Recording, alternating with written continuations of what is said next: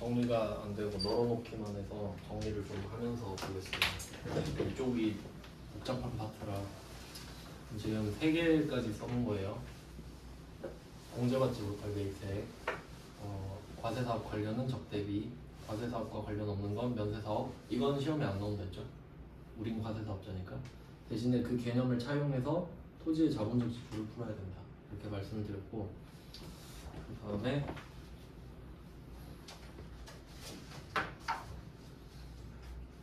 이게 일단 중요하다고 했죠. 그 다음에 또 잘 나오는 게 자동차 관련된 게 있어요. 자동차. 얘도 이제 과세사업 관련이랑 없다고 보는 이유가 업무할 때 자동차가 필요할 수는 있죠. 거의 필요하죠. 근데 이 부가가치세법에서 인정해주는 차는 경차, 승합차, 화물차예요. 그러니까 뭐 솔직히 말하면 업무 보러 다니는데 뭐하러 포르쉐를 사냐 이거지.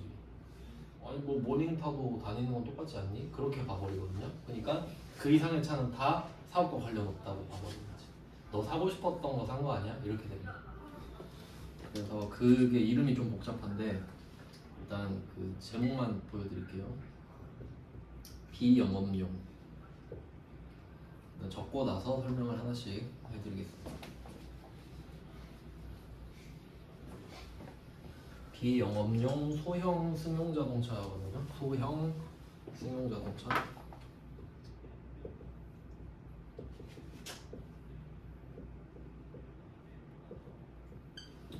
비영업용 소형 승용자동차. 그러니까 이 명칭은 부가가치세법에서 지들이 부르는 이름이에요. 보통 우리가 차 급 나눌 때 경차, 소형, 준중형, 중형, 준대형, 대형 이렇게 올라가잖아요. 거기서 소형이 아니에요. 그냥 자동차를 말해요. 그러니까 여기서는 승용자동차가 포커스가 가 있다 보면 돼요. 사람이 타는 용도. 승용차라고 하잖아요. 그 비영업용 소형 승용자동차 구입, 유지, 임차. 결론은 자동차 싫다. 세법이 자동차 엄청 싫어해요. 법인차로 다 뽑아버리잖아요. 그래서 나왔던 이야기가 법인들이 하도 다 G90 타고 G80 타고 하니까 법인차는 번호판 색깔 바꾸자 이 이야기 나왔었던 거 아시나요? 그러면 조금 가오가 떨어지잖아요. 그러니까 지금 구분이 안 되니까 와 G90 이러지 다 법인차, 법인 이렇게 써있으면은 아예 법인차네 이럴 거 아니에요. 아직 시행은 안 되고 있죠. 다 법인 이렇게 써있을 거예요. 차 끝 중에 이제 벤비아 있죠. 벤츠, BMW, 아우디는 이제 그냥 국산차잖아요. 그냥 경계가 없죠. 그 위에 포람페 있죠. 포르쉐, 람보르기니, 페라리 이 정도 급 차들이 퍼센테이지가 75%인가 80% 정도가 아마 다 법인명의로 돼 있는 차들이에요. 여러분 같으면 세금 뭐하러 내겠어요. 그거 어쩌다 한번 타는 거. 무등산도 못 가잖아요.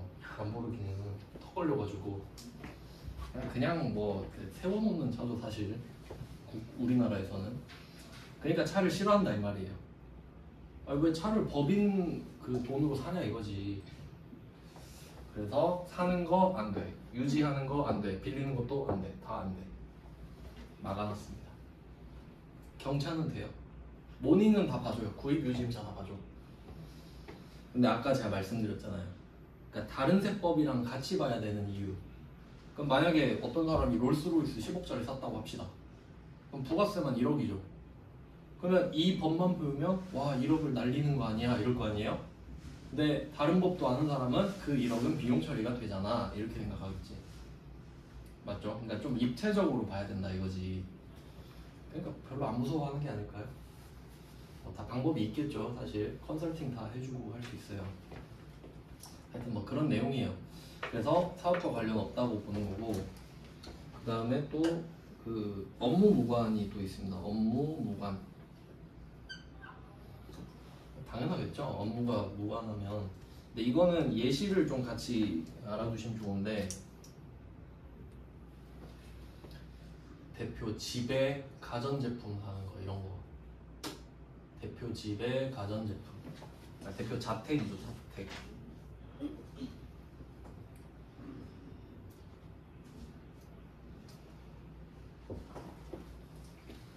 이런 거 한두 개 있겠어요? 대표가 야 우리 집에 냉장고 하나 갖다 놔 이럴 수 있잖아요. 근데 회사 돈으로 해야지 어떻게 해요? 이거 직원이 사비로 하겠어요? 회사 돈으로 해야지. 그러면 세금 계산서 달라 그러겠죠. 일단 우리가 산 것처럼 해야 되니까. 그러니까 만약에 냉장고를 샀다고 했을 때 그걸 사서 우리 회사에 갖다 놓으면 쓰는 거 맞죠? 그럼 그 부가세 돌려받을 수 있지. 근데 문제는 뭐예요? 집으로 간다는 거잖아. 대표 집으로. 그러면 이거 해주면 안 되죠. 이게 되면요, 여러분 지금 바로 내일 사업자 등록해서 다 그렇게 사면 돼요. 저 사업에 쓸 건데요? 하고 집에 갖다 놓고, 사업에 쓸 건데요? 갖다 놓고 하면 되죠. 바보라서 안 하는 게 아니잖아요. 걸리면 100% 토해낼 건데. 그러니까 그런 거 당연히 안 되죠. 그래서 저는 이렇게 구분했어요. 사업과 관련이 있어도 안 되는 거, 안 관련이 없으니까 안 되는 거. 그러니까 흐름은 좀 이렇게 잡았다 이거죠. 네, 이렇게 됐어요. 그러니까 이게 여기서 면세 사업 관련을 빼버리잖아요. 그러면 토지의 자본적 지출을 설명할 길이 없어지거든요. 그러니까 면세 사업 관련은 들러리로 있어야 돼요. 이 때문에. 저는 이렇게 완성을 시켰습니다. 제 나름대로 이렇게 정리를 했고요. 그러면 일단 이거 봐야 되죠? 토지의 자본적 지출. 그러니까 제일 많이 틀리니까 앞에 해놓은 게 아니구나. 순서대로 보죠. 1페이지는 문제를 조금 넣었는데 안 중요한 것들로 넣었어요. 이 순서 정하기가 참 힘들어요. 1페이지의 불공을 보면은 사업 무관을 처음으로 빼놨잖아요. 예시를 보시면 대표이사의 자택에서 사용할 목적, 이걸 표시하면 되죠. 대표이사 자택에서 사용할 목적.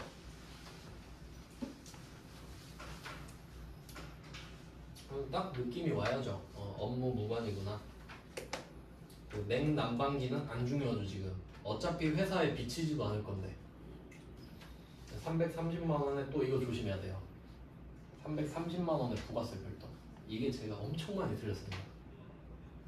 그러니까 꼭 그 좀 약간 어설픈 애들 이런 거 잘 틀리거든요. 저도 막 이거 개 쉽네 하고 300에 30 쓰고 틀리고 330에 33 맞죠? 부가세 별도니까 이거 진짜 많이 틀려요. 틀리면 안 되죠. 숫자는 일단 틀리면 안 되는 거죠. 네, 그래서 363만 원짜리고요. 그 다음에 세금 계산서를 받았는데 여기 좀 뻘쭘해지는 상황이죠. 왜냐면 냉장고 이 전자마트에서는 세금 계산서를 달라면 주는 거죠. 그냥 법인 명의로 알았어요 드릴게요 이거지. 근데 우린 알고 있죠. 회사 돈이 363만 원은 나가지만 냉난방기는 회사로 오지 않는다는 걸. 그럼 회사는 이 363만 원을 뭐라고 회계 처리를 하냐? 대표한테 빌려줬다 라고 하는 게 맞죠? 그걸 가지급금이라고 하거든요. 엄청나게 중요한 말입니다. 그러니까 이게 법인에서 그러니까 대표가 그 수익이 좀 커지면 법인을 세워요 보통. 그러니까 개인으로 사업자를 하다가 제 친구도 매출액이 좀 커져서 지금 법인 만들까 막 저한테 맨날 이야기하고 있는데, 자, 개인 사업자를 하다가 법인 사업자를 만들 수 있죠. 그러면 내가 곧 법인인가요? 그건 아니지. 나는 따로 있고 법인을 만든 거죠. 그러니까 내가 낳은 자식이라고 보면 돼요. 법인은 내가 법적으로 낳은 사람이니까. 그러면 이렇게 되면은 이 개인 사업자였던 지위가 이게 대표가 됩니다. 그냥 맞죠? 난 이 회사를 대표하는 사람일 뿐이지. 물론 개인 사업자도 하고 대표도 할 수 있긴 한데 그냥 단순화 시키면요 이런 구조 같아요. 그러니까 그러니까 법인한테 월급 받는 사람이 되는 거지. 바뀌죠 구조가. 뭐 그런 건데, 그러면 이렇게 법인을 세우면요 개인 사업자는 내 통장에 있는 돈 자체가 자본금이거든요. 그냥 내 마음대로 써도 돼. 내 거니까. 개인으로 사업을 하는 거잖아요. 내 통장으로. 근데 법인 세우면 어떻게 돼요? 출자해야 돼요. 그러니까 법인을 세우면 얘가 돈이 없잖아요 지금. 그럼 내가 형식적으로 1억을 넣어요. 1억을 넣어. 그럼 야 내가 1억 투자해줬으니까 주식 내놔 해서 주식을 받는 개념이란 말이에요. 그러면 이렇게 1억을 넣었어요. 근데 이 1억 중에 내가 10만원 과자 사 먹으려고 뺐어요. 횡령 맞죠? 근데 이걸 모르는 사람이 더 많잖아요. 내가 세운 법인인데 뭐 이러면서 뺏쓴다고요. 그러니까 회사마다 가지급금이 가득해요. 안 맞을 거 아니야. 장부랑 돈이 맨날 안 맞겠죠. 그리고 또 뭐 그런 거 좀 찾아보면은 그 접대 같은 거 있잖아요. 솔직히 그 단란주점 이런 데서 많이 하잖아요. 현금만 받는 데가 겁나 많거든요. 그러니까 불공은커녕 증빙이 안 남는다고요. 그러니까 접대를 현금으로 해야 되니까 가지급금이 계속 빠지지. 그러니까 가지급금 해결 못하는 회사들 엄청 많아요. 네, 뭐 그런 내용이 있습니다. 네, 그렇겠구나 하시면 돼요. 이건 아주 건전한 거죠. 이거는 냉난방기 하나 갖고 와. 그러면 그 회계 처리할 때 대표이사한테 363만 원 빌려줬음 이렇게 하겠죠? 그러니까 사실 대여금인데 이름만 가지급금으로 쓰는 거예요. 그냥 가지급금 해서 대표이사 이렇게 달아놔야겠죠. 언젠가 이 돈은 받아내야 됩니다. 이자까지 받아야 돼요. 빌려준 거기 때문에.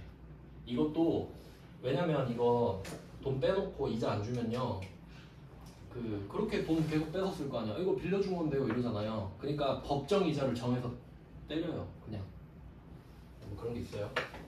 하여튼 결론은 이 세금 계산서는 무용지물이에요. 종이 쪼가리죠. 그러니까 이거 먹통인 거지. 하지만 받긴 받았죠. 그러니까 받았다라는 항목에 들어있는데 아니라고 우리가 직접 부인을 해야 된다고. 네, 그런 내용이에요. 이게 그 국세청이 이거 이런 거 잡아내는 과정이 솔직히 좀 재밌는데 우리는 수업을 해야 되니까 진짜 재밌는데 다음에 시간은 없으니까 안 되겠군요. 네, 그다음 면세사업 관련. 요거는 우리랑 관련은 없습니다. 근데 제가 기어코 긁어왔어요. 설명해주고 싶어서.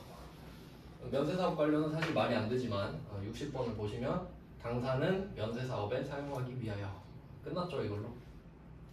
면세사업에 사용하기 위하여로 끝이에요 그냥. 그 뒤로는 볼 필요도 없죠. 그러면 이 부가세는 날라가는 거겠네요. 그럼 여기는 그 이중으로 봐야 되는데 기계를 5,000에 샀어요. 부가세가 500이 붙었죠. 그럼 이 500 못 돌려받죠. 근데 이 기계는 설치를 안 하면 못 써요. 설치하는데 300을 쓰고 부가세가 30이 또 붙어요. 그럼 얘는 취득 부대 비용 개념이죠. 그럼 이것도 기계에 붙잖아요. 그럼 이 30만 원도 못 돌려받죠. 더블 불공이죠. 이렇게 됩니다. 세금 계산서를 받았습니다. 뭐 이런 내용입니다. 면세사업이랑 관련이 됐기 때문에.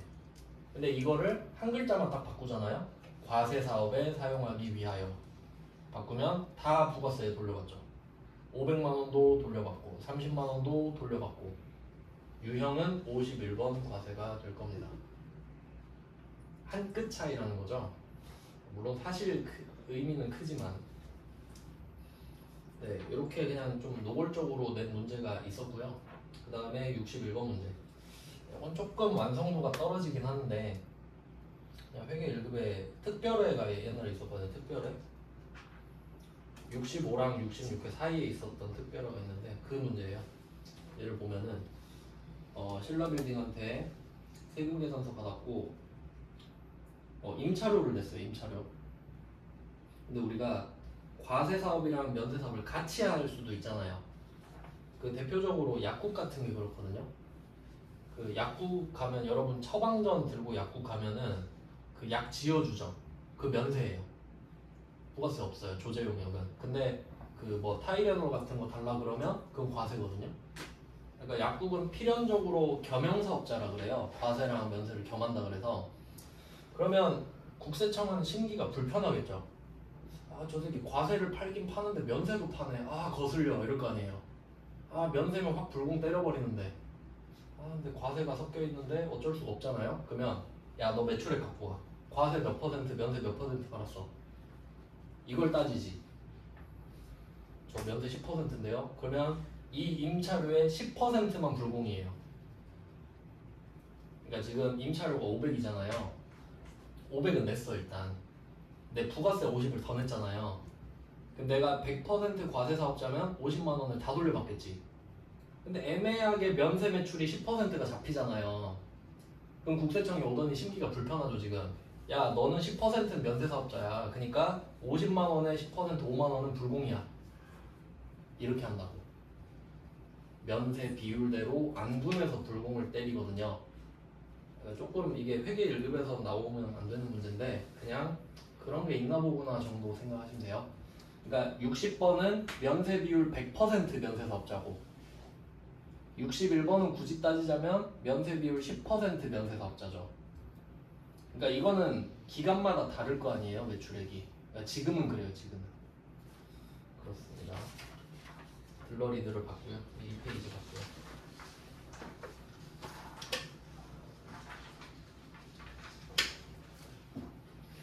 자 이제 나왔습니다. 주인공 토지의 자본적 지출.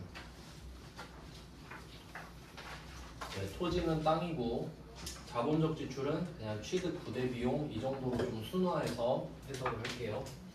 회계상 금액을 증가시키는 모든 사건이라고 보셔야 됩니다. 네, 그러면 문제가 굉장히 많잖아요. 다 다르거든요. 하나씩 키워드를 잡아볼게요. 자, 62번은 토지 일단 표시해야 돼요. 토지. 딱 저는 필요한 부분만 말씀드릴게요. 토지 중개수수료 딱 2개. 뭐 그리고 필요하다면 더 표시하셔도 되는데 진짜 답을 결정하는 건 얘뿐입니다. 토지 중개수수료. 그러면 상황을 한번 봅시다. 이게 그 스토리가 들어가야 되거든요. 여러분이 땅을 사는 거예요 지금.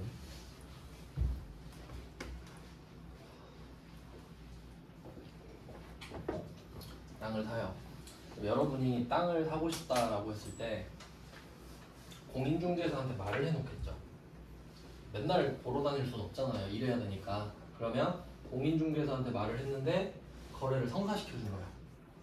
그럼 공인중개사는 살 사람도 찾았고 팔 사람도 찾아서 붙여줬으니까 양쪽에서 수수료를 먹어요. 그 금액이 클수록 좋아요. 어마어마한데 금액이 클수록. 그러니까 광주에서는 장사가 좀 힘들죠. 금액이 적으니까. 그러면 이때 중개수수료가 나왔는데 아까 제가 그림 그려드린 거 있죠. 그럼 공인중개사한테 중개수수료를 주는데 부가세가 붙잖아요. 근데 땅 때문에 수수료 냈죠. 그럼 국세청한테 말을 한 거죠. 150만 원 돌려주세요. 표정이 안 좋겠죠. 야 그럼 너 땅 등기 쳐서 그 땅 팔면 나한테 부가세 안 줄 거잖아. 그럼 나도 안 해줄래? 가? 이렇게 되죠. 그래서 공제받지 못할 매입세액 확정. 토지 중개 수수료 맞죠? 그리고 세금 계산서 받았죠. 그러니까 54번 불공. 이거 단계별로 정확하게 구분하셔야 돼요. 그러니까 대충 두루뭉술하게 54 불공 이러면 안 되고 어디까지가 공제받지 못할 매입세액이 되고 어떻게 54번 불공이 되는지 제가 2단계로 설명해 드렸죠? 토지 중개 수수료가 공제받지 못할 매입세액 거기에 세금 계산서 받았다 하면 54번 불공 됐죠? 그 다음 한 개 더 있어요. 이 토지를 왜 샀죠? 공장 신축용 토지는 사용하겠다는 뜻이죠. 그러니까 개정과목 토지. 그럼 만약에 투기용일 수도 있잖아요. 투기용이면 투자부동산이 되는 것 뿐이죠. 그럼 혹시 이게 투기용으로 바뀌면 앞에서 설명드린 1번, 2번이 바뀔까요?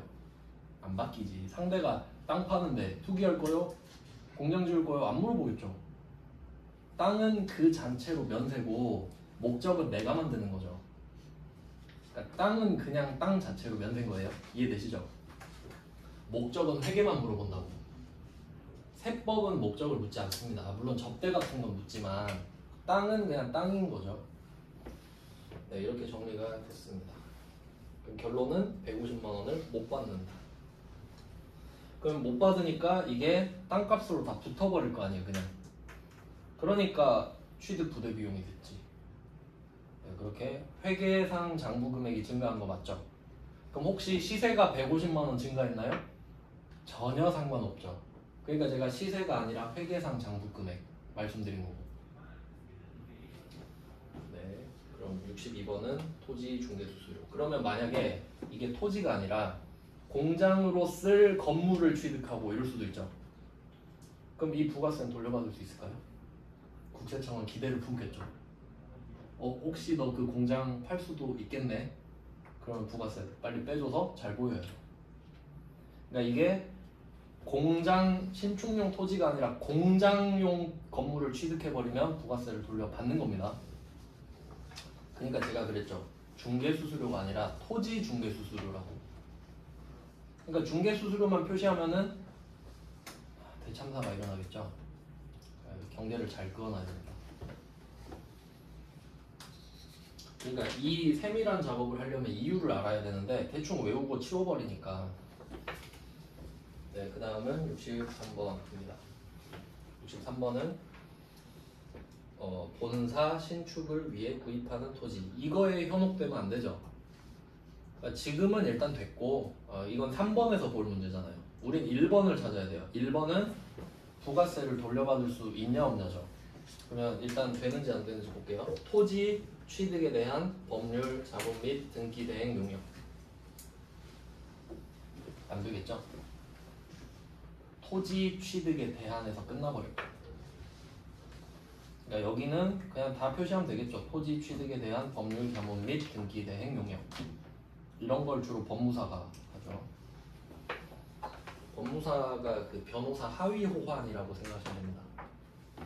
법무사 시험도 굉장히 어려워요. 그러면 여기서는 이 수수료가 300이고 부가세가 30만 원이잖아요. 이미 30 못 돌려받겠죠. 왜냐면 국세청은 야, 그 땅 팔아봤자 부가세 안 줄 거잖아. 무조건 질문이 이거라고 생각하시면 돼요. 그거 팔아서 부가세 줄 거야? 이거 물어보고 아니라 그러면 나도 안 해. 네, 이렇게 한다고 생각하시면 돼요. 그러면 62번은 공인중개사고 63번은 법무사죠. 그럼 이게 우리가 땅을 산다고 하면 일반적으로 둘 다 만나겠죠. 물론 내가 발품 팔아서 땅 살 수도 있고 내가 등기 칠 수도 있지만 일반적으로요. 그러니까 요 두 개는 땅 살 때 같이 나온다 보시면 되겠죠. 그러니까 약간 필수적인 라인이에요. 62, 63은. 그러니까 여기서 중개수수료랑 법무사 비용 이게 중요한 게 아니잖아요. 내용이 중요하죠. 땅을 취득하는 중이다라는 게 중요하죠. 자, 그 다음에 64번으로 얘 똑같은 겁니다. 64번은 토지의 소유권 이전 이것만 표시하시면 되는데 토지의 소유권 이전 그러니까 이게 63번이랑 64번은 똑같은 문제거든요. 근데 여러분이 막 이런 상황을 다 겪어본 게 아니잖아요. 그래서 제가 예시를 많이 넣고 설명을 드리는데 회계는 상황을 이해하는 게 중요해요. 실제로 여러분이 겪을 거거든요. 그러면 64번 보면 토지의 소유권 이전이죠. 이게 좀 더 직관적이죠. 이 땅을 제가 갖고 싶어요. 그걸 풀어서 말한 게 63번이에요. 그러니까 등기 좀 쳐주세요 이거잖아요. 등기를 쳐야 되게 되잖아요. 그럼 법무사한테 가서 저 등기 쳐주세요. 그럼 취득세도 내셔야 되고 어떻게 하셔야 되는데 그럼 다 해주세요 이런 거 아니에요. 그러니까 같은 말이라고 보시면 되겠습니다. 네, 그럼 결론은 둘 다 안 되겠죠? 65번으로 가야겠네요. 65번은 좀 중요 표시를 해놓을게요. 이거 상황 이해 잘 하셔야 됩니다. 그러니까 이 문제가 물론 급은 그렇게 의미가 없다고 생각하긴 하지만 전산회계 1급에 나올 건 아니었거든요. 그러니까 지금 합격률이 요새 최근 트렌드가 합격률이 한 45, 50대요. 그러니까 여러분 지금 그냥 따버려야 돼요. 개꿀이에요, 개꿀. 지금 퍼주는 시기거든요. 뭐 그렇게 어려울 필요도 없죠, 사실 회계 자격증은. 근데 이때 이거 그 65번 문제 나왔을 때 합격률이 20% 정도 됐었어요. 그냥 틀리라고 된 거죠. 하지만 우리는 제대로 공부를 해보겠습니다. 65번은 상황을 이해해야 합니다. 이게 65번은 공장 신축을 위해 방배로부터 건물이 있는 토지를 취득했다. 이게 첫 번째 이슈가 되겠네요. 건물이 있는 토지를 샀어요. 이해되시죠? 이거 그림 그리면서 해야 돼 머릿속에. 그러면 이걸 들으면 여러분은 궁금해야 돼요. 그래 건물과 토지를 같이 사는 건 일반적입니다. 그러면 두 가지 목적이 있거든요. 첫 번째, 나는 건물이 좋아. 이게 일반적이죠. 내가 옛날부터 저기 뭐 상무지구의 빌딩을 눈여겨봤었어. 내가 돈 벌면 저거 사야지. 돈 벌어서 산 거예요. 그럼 건물 때문에 산 거죠. 그다음 2번. 2번은 저 위치가 너무 마음에 든다. 근데 위치가 너무 마음에 드는데 당연히 그런 좋은 위치에는 건물이 들어서 있겠지. 그럼 내가 저 건물 부셔버리고 새로 지어야겠다 이럴 수도 있죠. 흔하진 않죠. 그럼 2번은 토지 때문인 거지. 이해되셨죠? 실제 상황을 말씀드리는 거예요. 그러니까 얘가 지금 건물이 있는 토지를 샀잖아요. 둘 중에 하나일 거 아니야. 그럼 뭔지 한번 찾아볼까요? 왜 샀을까요? 얘는? 쭉 훑어보니까 근데 앞에 나왔네. 공장 신축을 위해라고. 목적이 나왔죠. 공장. 그럼 한번 생각해보세요. 내가 공장을 신축하려고 얘네를 샀거든요. 그러면 이 건물 위에다 신축할까? 절대 아니죠. 부시겠죠. 그러니까 뒤에 자연스럽게 동 건물은 철거 예정이다. 그럼 여기서 공장 신축을 위해랑 동 건물은 철거 예정이다를 같은 색으로 표시하셔야 됩니다. 둘이는 세트니까요. 둘은 절대 떨어질 수 없는 사이죠. 그러니까 공장 신축을 위해서 샀다는 얘기를 들었을 때부터 우리 머릿속엔 저거 철거 각이네 바로 생각이 나야 되죠. 그러면 2번 당첨이군요. 자 그러면 그러니까 위치 때문에 산 거죠. 위치 때문에. 그러면 이 건물 값도 주고 사야 되잖아요. 그럼 우리가 이 건물 값을 낼 때 속이 쓰리겠죠. 이거 다 갖다 부셔버릴 건데 건물 값을 주긴 줘야 되고 이렇게 되잖아요. 지금 그 상황이라고 보면 돼요. 그러니까 이게 세법상이랑 회계상을 구분하라고 말씀드렸잖아요. 그럼 세법상은 뭐냐면 건물은 과세, 토지는 면세입니다. 맞죠? 그럼 금액을 한번 붙여볼게요. 토지가 1000만 원이라고 돼 있고 건물이 100만 원이라고 돼 있습니다. 계집이나 되나봐요. 100만 원짜리 건물. 그럼 여기서 부가세 10만 원. 그럼 1000만 원은 부가세 없죠. 이런 상태거든요. 그럼 우리는 이 10만 원도 줘야 되죠. 100만 원도 줘야 되죠. 그러니까 내가 쓴 돈은 1110만 원이에요. 맞죠? 그럼 이건 팩트예요. 그냥 부가가치세법상 얼마 냈어 하면은 1110만 원이에요. 땅은 면세고 건물은 과세요. 그 다음 이제 회계로 넘어가요. 그러면 땅을 왜 샀니?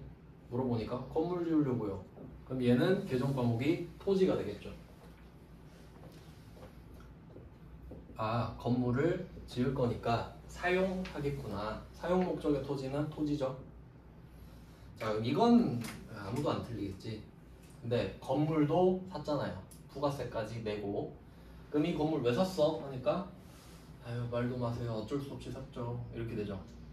땅 사고 싶어서 샀지 뭐. 이렇게 된 거죠. 그러면 땅 때문에 샀죠. 그럼 그 건물은 토지가 돼요. 건물주가 땅만 팔진 않을 거 아니에요. 그러니까 어쩔 수 없이 샀잖아요. 건물을. 왜 샀냐고. 이 땅 갖고 싶어서 샀죠. 그러니까 얘도 목적이 토지 때문 아니에요. 그러니까 계정 과목 토지. 이렇게 됩니다. 이 상황을 먼저 이해해야 되는 거지. 그러니까 1번이냐 2번이냐부터 가서 토지를 갖고 싶구나. 그러면 이건 그냥 땅 때문에 샀네. 그러면 결과적으로 우린 그냥 땅을 1110만 원 주고 산 거 맞나요? 맞죠? 실제로 그렇잖아요. 이거 억지가 아니라. 그럼 이 10만 원이라도 살리고 싶지 지금. 그럼 건물은 과세니까 부가세 받을 수 있지 않나 라고 생각할 수 있는데 국세청이 바보가 아니잖아요. 한번 들어보세요. 건물을 샀어요. 부가세 좀 빼주시겠어요? 한 거예요. 그럼 국세청 물어보지. 그 건물 계속 쓸 거야? 물어보겠죠.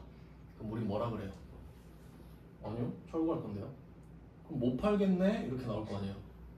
아, 철거하면 어떻게 팔아? 못 팔겠네. 그럼 부가세 나한테 안 갖다 주겠네? 이걸로 이어지지 결국. 기승전 부가세 줄 거냐 말 거냐잖아요. 그럼 이 건물에 대해서는 팔 일이 없죠. 부가세 절대 안 갖다 주겠지. 그럼 나도 안 해줘 라고 하지 않겠어요? 그럼 이 10만 원도 못 살리죠. 그럼 이 10만 원은 100만 원에 붙죠. 그럼 110만 원은 또 1000만 원에 붙죠. 그러니까 난 그냥 땅을 1110만 원에 산 거야 그냥. 이해됐죠? 그러니까 이 10만 원은 과세인데 불공이 된 거죠. 과세인데 불공제가 된 거지. 토지는 그냥 면세고. 결과적으로 1110이 돼서 회계상으로 물어보니까 다 토지야 그냥. 얘를 건물이라고 부르면 안 됩니다 절대. 그럼 상황을 한번 바꿔볼까요? 이게 건물 탐나서 샀다고 할 수도 있잖아요. 나 이 건물이 너무 갖고 싶었어 어릴 때부터. 그래서 1110만 원 주고 똑같이 샀죠? 그럼 국세청한테 가요. 자 10만 원 돌려주세요. 그 건물 뭐 계속 쓸 거야? 네. 그럼 팔 수도 있겠네? 네. 그러니까 달라고요. 주죠? 그럼 회계 처리 어떻게 할까요? 토지 1000만 원, 건물 100만 원. 10만 원 돌려받으니까. 맞아요? 이렇게 생각을 할 줄 알아야 돼. 이게 실제로 일어나는 일이지 뭐 문제에서 억지 부리고 그런 거 아니잖아요. 그럴 수 있겠네 생각해보고. 그러니까 이런 게 복잡해 보이지만 실제로는 복잡한 일이 훨씬 더 많잖아요. 그렇잖아요. 공부가 제일 쉽잖아요. 네, 그래서 상황을 자세히 설명드렸어요. 지금 2번이고 땅을 1110에 샀다.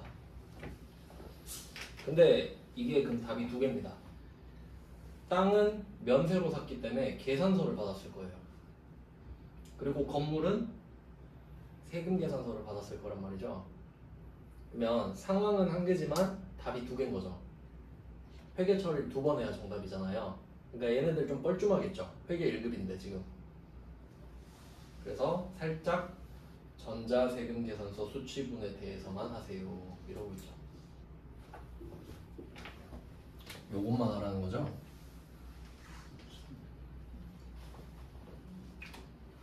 솔직히 이건 쉽고 토지는 누가 틀리겠어? 이런 생각도 있겠죠. 그러니까 이게 괴리가 와버리는 거예요. 우리가 실제로 사는 물건이 건물이죠. 근데 계정 과목이 토지잖아. 사고 있는 물건은 분명히 건물인데 회계 처리를 토지로 해야 되잖아요. 이 괴리를 어떻게 극복하냐고.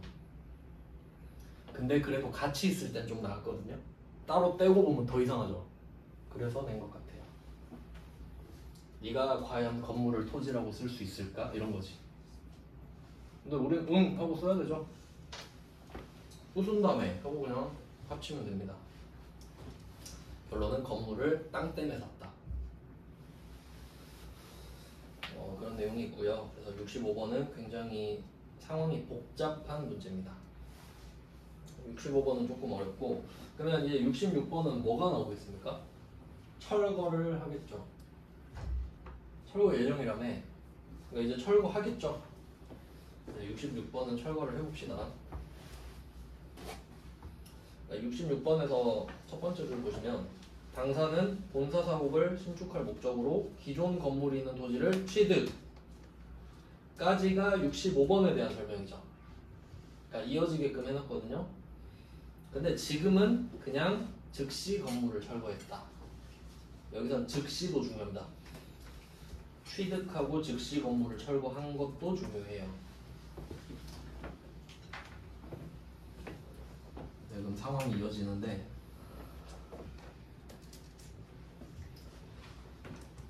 또 여기서 생각할 건 뭐냐면 철거를 언제 하느냐도 중요해요. 그럼 철거 시기를 한번 말씀드릴게요. 자, 생각해보세요. 철거를 언제 할래? 1번 즉시, 2번 쓰다가. 이걸 생각해봅시다. 일어날 수 있는 모든 일을 생각해볼게요. 철거를 할 건데 우리가 건물과 토지를 방금 샀잖아요. 근데 이 건물의 운명은 정해져 있었죠. 너는 미안하지만 사자마자 부술 거야. 이렇게 되죠. 그럼 즉시잖아요. 즉시 당첨. 그러면 이 철거 비용은 땅값에 붙어요. 왠지 생각해 볼게요. 지금 우리가 토지한테 바라는 게 있어요. 토지야, 난 너한테 공장을 신축하고 싶거든. 이걸 바라고 있죠. 바라고 있어요 지금. 그러면 좀 내가 바라는 상태가 되어줄래? 이거잖아요. 그럼 이 토지 입장에서 건물을 세우고 있으면 안 되지 지금. 안 되죠? 그럼 어떻게 건물 부셔야 되죠? 그럼 건물을 부셔야 공장을 신축할 수 있는 상태가 되잖아요. 그러니까 철거한 비용도 땅값에 붙지. 내가 원하는 땅이 되는 중이잖아요 지금. 난 평평한 땅을 원한다고. 그래야 신축을 할 거니까. 그러니까 이게 이렇게 생각해야 돼요. 땅을 이미 취득했다고 생각하지 마시고 내가 원하는 땅으로 커스터마이징 중이라고 지금. 그럼 원하는 상태가 될 때까지 쓴 돈 다 때려 박아야 되죠. 그러니까 건물값도 붙이고 철거 비용도 붙이고 나중에는 철거했다고 해봐요. 그럼 철거하면 평평해지나 갑자기? 철거하면 건물이 없어진 상태죠. 이게 또 평평하게 해야 될 거 아니에요. 그 토지 정지라 그러거든요. 그것까지 나오겠지. 건물 사고 철거하고 정지하고.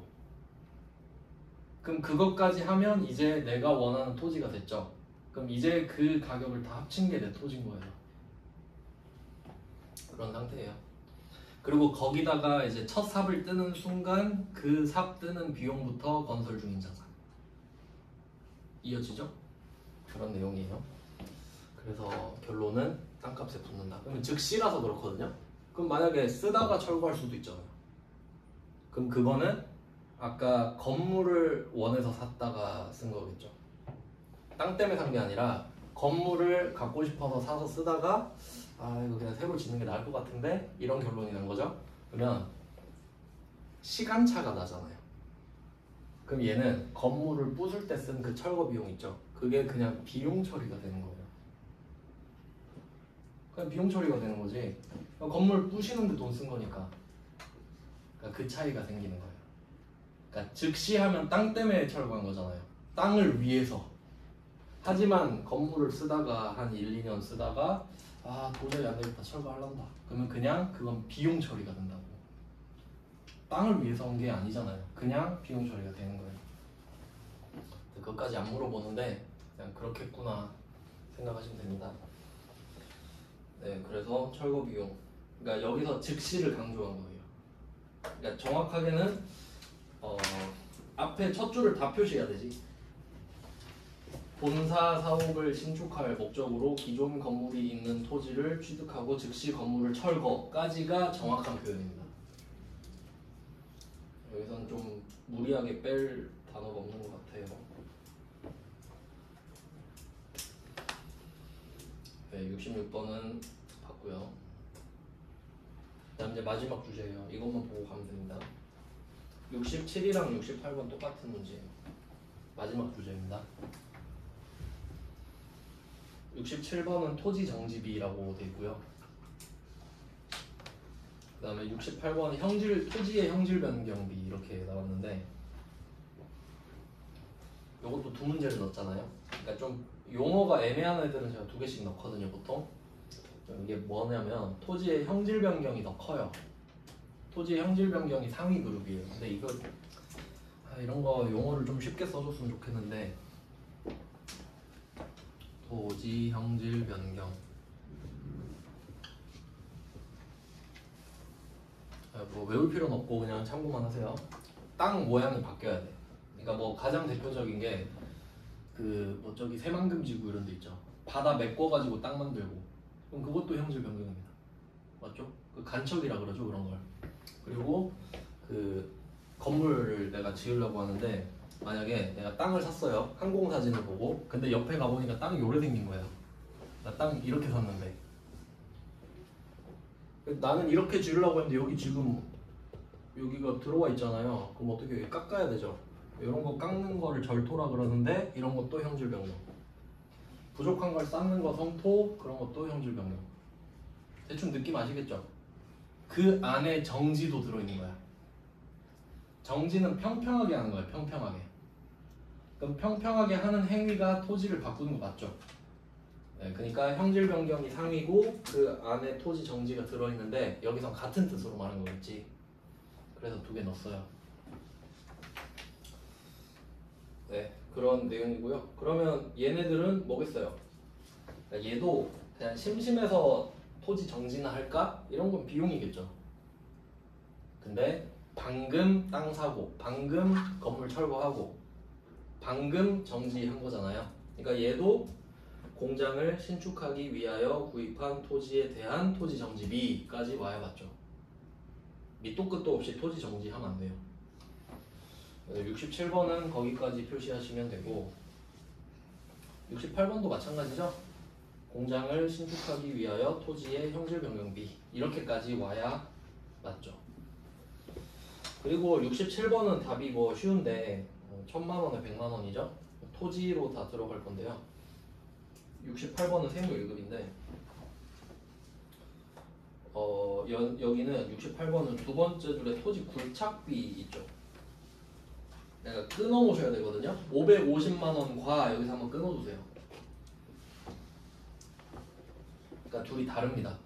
형질 변경은 여기서 평평하게 하는 거죠. 그러면 토지 입장에서는 형질 변경, 그러니까 여기선 정지죠. 이것까지 하면 끝나요. 얘는 완벽한 토지가 된 거예요.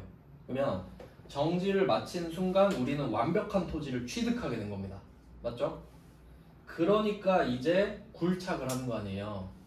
이제 파가지고 뭐 그 건물 지으려고 하는 거죠. 그럼 얘는 원래 건설 중인 자산이지. 이해되셨죠? 그러니까 정지가 마무리 단계인 거예요. 정지가 끝이니까 그 이후에는 건물로 넘어가는 거지 이제. 근데 여기서는 건물로 회계 처리를 하라고 했으니까 건물인데 원래는 건설 중인 자산이 맞습니다. 건물 표시해갖고 옆에다가 건설 중인 자산도 같이 써도 돼요. 여기서 말을 했으니까 존중해줘야죠. 여기서 그냥 구분이 가능한지만 물어보는 것 같습니다. 그래서 지금 토지의 자본적 지출을 다 봤거든요. 어려울만 하죠. 근데 이거를 제목만 따서 외운다 생각해봐요. 까먹지 당연히. 그러니까 내용이 들어가야 된다. 스토리가 제일 어렵습니다. 그래서 좀 시간을 내서 설명을 드렸고요.